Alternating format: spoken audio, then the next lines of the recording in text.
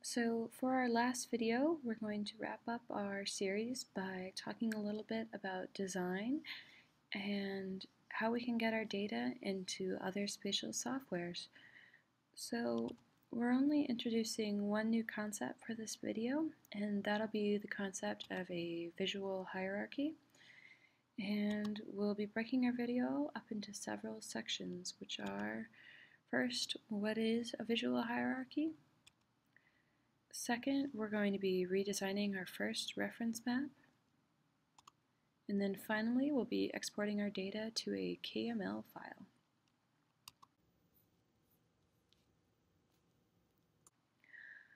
Okay, so the first thing to think about when you're designing a map is what you're trying to get across to the viewer. So in other words, what is your underlying message or story? And you use a visual hierarchy to help you convey this message. So when you design something using a visual hierarchy, you want to think about what the human eye sees first when we look at something.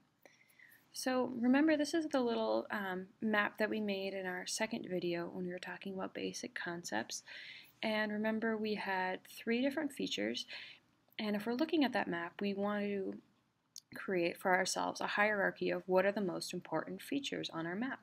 So I think the most important features for that map, at least in my opinion, is that the trees were the most important, and then the bodies of water, and then finally the base map. The base map was what we were a bit less interested in.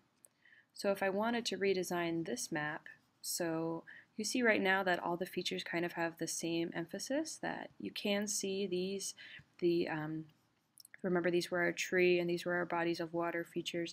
While you could see them over the base map, they're still not really emphasized or brought out, and these don't have any hierarchy over these.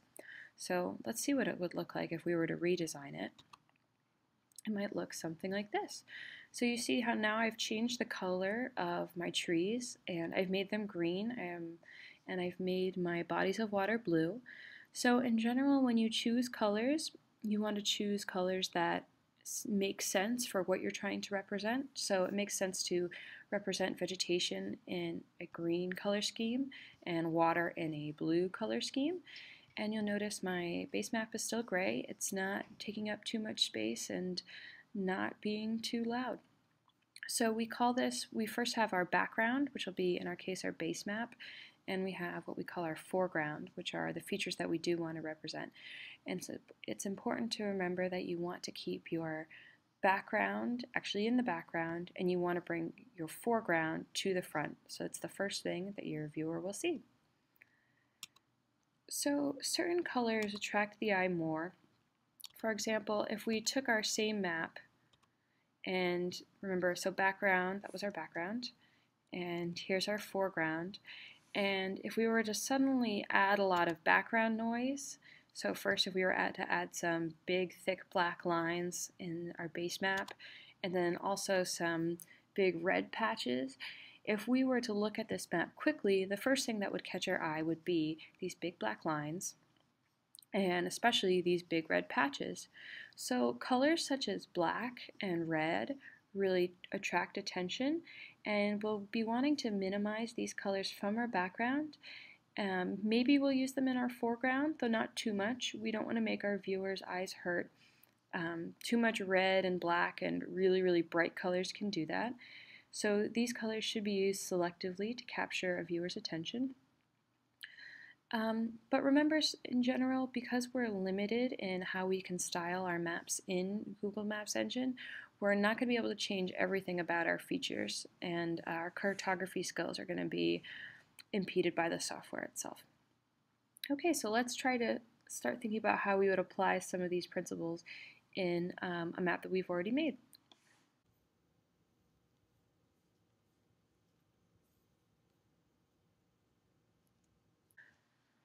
So if you remember, this was the map that we made in our third video, which this was our basic reference map for our friend from Boston, and it ended up at the end looking something like this.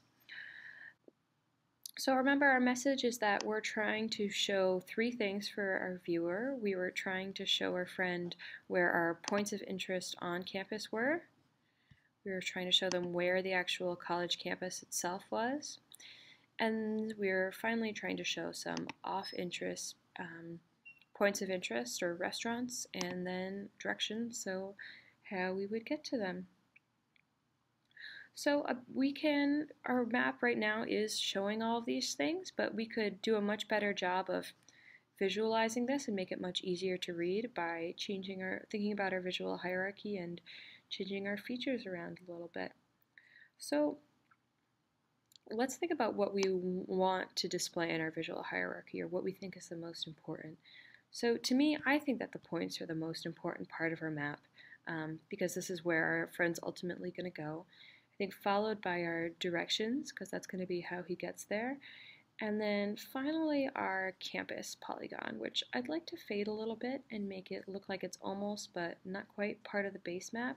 And most importantly, I really want to reduce all of this background noise in the base map. I mean, there's so much going on here. There's a ton of roads, there's rivers, there's what looks like wildlife reserves. There's just a ton of information that our friend doesn't really need. So the first thing I'm going to do is change the base map. I'm going to scroll down over to here. You'll notice real quick I went back and changed my map, so I had my points of interest on campus and my points of interest off campus separated. So down to the base map, I'm going to go here, and hopefully you've explored these a little bit. So among our options, we're in the default, which is just called map. There's also, satellite images, there's terrain images, which will show topography. I think I'm going to go for this map, which is called light political. And the reason why I chose this map is because I like that there are roads still visible if we look, but they aren't labeled. I think the roads are important to keep because they show, we're doing directions, and they also help to show kind of the geography of the campus a little bit, which is really defined by these two main roads. But you'll notice we've eliminated a lot of our clutter already. It's already a much neater map. We didn't, let's look back at this for a second. I feel like when you look at this map the first time, the things that are really catching your attention are this yellow right here, the blue of the river. You're looking at the polygon, but you're not looking at the points. You're not looking at the things that we really want you to be looking at. So again, we're choosing light political for our base map. And in general, there's not one base map that's right for all maps. What's important is that you choose a base map that eliminates all background features which aren't important to what your map is trying to get across. So next I'm going to go ahead and I'm going to get rid of this big chunky line around my polygon, which is really just drawing the viewer's eye to the edges of my polygon and not really to the polygon itself. And it's just kind of a messy thing to have to deal with. So I'm going to make the border width transparent, or the border width invisible, and I'm going to make it gray instead of black. I'm going to make it a little bit more opaque so we get something that looks like this. So you can see this way we can still see the area of the campus, but if we look closely we can also see, I'll make it a little bit more opaque. I still want to be able to see the roads underneath. I think that looks good. So in general, we want to minimize or dull the appearance of black lines, especially on the borders of our polygons, because they can be very harsh, and as I said, they draw our attention to the edges of the area we're trying to represent rather than the area itself. So next I'm going to look at my driving directions. So remember, because this isn't a feature, I can't go over here, and you notice I don't have a paint icon. When I click on this, I can only change where I'm driving to. So I'm actually going to get rid of this layer, and I've already gone ahead and drawn a line on top of it, just so that I can change how it's displayed. So I've created a new layer called Directions. I've just drawn a line, and I've named it, So I've named it Davis Family Library to Two Brothers Tavern. Remember, that was where our directions were going to. And in terms of the visualization, I made it a little bit thicker, I think, than it normally is. I want it to be as thick as the road is. It just looks a little bit neater so you don't get some white edges around. And then I also made it gray. In general, gray is your friend as opposed to black. It's not as harsh. It still draws attention without being too loud or obnoxious. So if we zoom out, I'm actually going to make my campus even a little bit lighter so that we can see those two, one against the other. How about here? Let's see. Does that look okay? I'm going to make it a little bit more transparent so we can see everything. How about that? That looks pretty good. So see how I can really easily see my directions line, but I can still take a look at where my polygon is. Okay, so finally I'm going to change my points. I'm going to put them both into uniform style so I can visualize them at the same time. And I'm going to change, in general, I don't really like the icons that Google has as its default, the little teardrops. I would usually stick to the circle icon for your points. You don't want them to be taking away from what you're trying to show. So in other words, you don't want icons that are so flashy, especially if we go over into here. These are pretty awful. You don't want icons that are so flashy that they take away from what you're actually trying to display spatially. So I'm going to change both of the symbols to the circle rather. And then I'm going to change their color. I want something that's going to look nice with my base map, but I want to distinguish the on-campus points from the off-campus points. So I'm going to make my campus points blue. Is that blue? Just because those are Middlebury colors. And then I'm going to make these points. I want to have a little bit of a higher hierarchy for these ones than these ones because I think the on-campus points are more important. So I'm going to make these points a little bit more muted. I think I'm going to make them, does that look okay? I think that's fine. In general, you're very limited in the colors that you can choose for these kinds of maps, but anything that goes well with your color scheme, follows your visual hierarchy, and isn't too loud or obnoxious, I think is just fine. And the final thing that I'm going to do, which I think I've already done actually, accidentally, I'm going to go over to my left-hand menu and I'm going to go to Labels over here. And you see that I've chosen, instead of no labels, which is the default, I have chosen to put labels on my on-campus and off-campus points. Now, I would really use this feature with discretion because I don't think that it's a good idea for a lot of the kinds of maps that we've already made. Oftentimes, you can't control how big the labels are, and they can oftentimes overlap and become really messy, but because we've only got 5 points in total we're putting labels on, and because they're spread out enough, I think it looks fine. Okay, so nice job, guys. Doesn't this look so much better than how it originally looked? So we've way neatened up that map that we're giving to our friend, and now it's much easier for him to go in and immediately look at this map and get an idea of what we're trying to convey.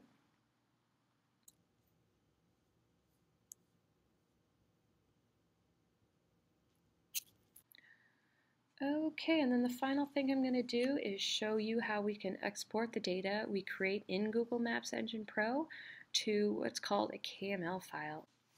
So it's what Google Earth uses, and it's a file format that can be converted and then used in ArcGIS, Quantum GIS, and some other important spatial softwares. So let's go back to my map. So the way I do this, it really couldn't be easier. I'm going to go over to my left-hand menu. I'm going to click on the folder icon, and I'm going to say Export to KML. And I'm going to choose the entire map. I could choose any of my layers on here, which is pretty handy if I just wanted to export the features in that layer. And then I'm going to say download. It's going to download it automatically for me.